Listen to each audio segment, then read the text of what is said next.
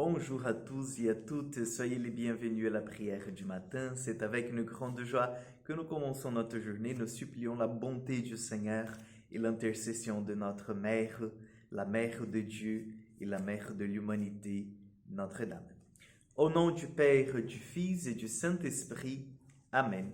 Je vous salue Marie, pleine de grâce, le Seigneur est avec vous.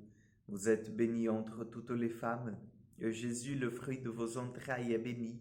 Sainte Marie, Mère de Dieu, priez pour nous pauvres pécheurs, maintenant et à l'heure de notre mort. Amen. Notre-Dame du Mont Carmel, priez pour nous. Nous allons prendre l'évangile de Jean, chapitre 16, versets 12 au 15. En ce temps-là, Jésus disait à ses disciples, « J'ai encore beaucoup de choses à vous dire, mais pour l'instant, vous ne pouvez pas les porter. Quand il viendra, lui, l'Esprit de vérité, il vous conduira dans la vérité tout entière. En effet, ce qu'il dira ne viendra pas de lui-même, mais de ce qu'il aura entendu. Il le dira, et ce qui va venir, il vous fera connaître. Lui me glorifiera, car il recevra ce qui vient de moi pour vous le faire connaître. Tout ce que possède le Père est à moi. Voilà pourquoi je vous ai dit, l'Esprit reçoit ce qui vient de moi pour vous le faire connaître. Acclamons la parole de Dieu. C'est la question que nous nous posons. Est-ce que cette venue de l'Esprit Saint va commencer dans l'Église de Dieu, la communauté du Christ, en temps nouveau, c'est-à-dire un enseignement nouveau, c'est-à-dire de nouvelles choses à apprendre, différentes de celles que Jésus nous l'a déjà apprises? La réponse, c'est non. Et oui, au même temps. Il y aura un temps nouveau, bien sûr, parce que l'Église maintenant de Dieu, la communauté de disciples, des apôtres, doivent s'adapter à cette nouvelle façon de vivre. Maintenant, ils n'auront plus le maître à côté d'eux, comme ils avaient auparavant.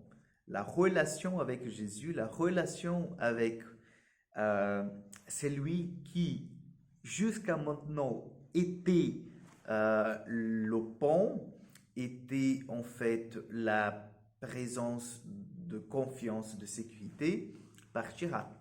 Donc la manière de se mettre en relation avec Jésus, ça sera par la prière seulement, n'est-ce pas?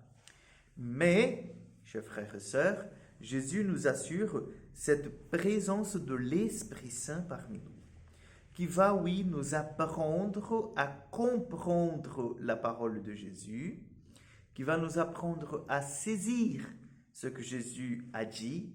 Donc, dans le sens de la révélation, il n'y aura rien de neuf. Ça veut dire que l'Esprit Saint, c'est lui qui donne l'approfondissement de Saintes Écritures, c'est lui qui nous donne d'interpréter comme il faut les Saintes Écritures. Mais il y aura une nouveauté, c'est parce que, en fait, l'Esprit Saint sera l'âme de l'Église, c'est-à-dire le principe vital de ces chrétiens qui sont dans le monde pour témoigner de la bonté et du salut que le Christ vient apporter à l'humanité.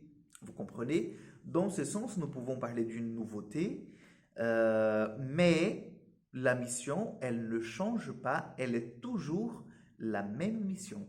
La mission que le Père a confiée à son Fils et la mission maintenant que le Père et le Fils, en fait, confient à l'Esprit Saint et qui sera développée de façon, je dirais, plus précise par les disciples de Jésus, c'est-à-dire chaque baptisé, l'Église de Dieu.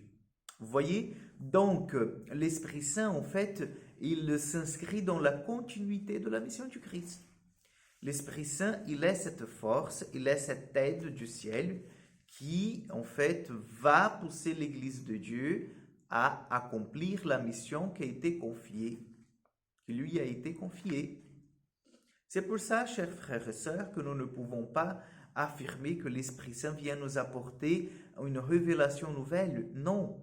Tout ce que nous découvrons après la révélation du Christ, elle y était déjà en fait, même si elle était en quelque sorte, vous voyez, voilée, mais elle y était déjà dans les paroles et les gestes de Jésus. Voilà, donc demandons l'Esprit Saint, c'est lui qui nous aide à scruter la parole de Dieu, c'est lui qui nous aide à entrer dans le mystère de la révélation divine. Amen. Le Seigneur soit avec vous, que Dieu Tout-Puissant vous bénisse et vous garde, le Père, le Fils et le Saint-Esprit. Amen. Bonne journée à vous, que Dieu vous accompagne et à demain, bien sûr, pour un moment de prière.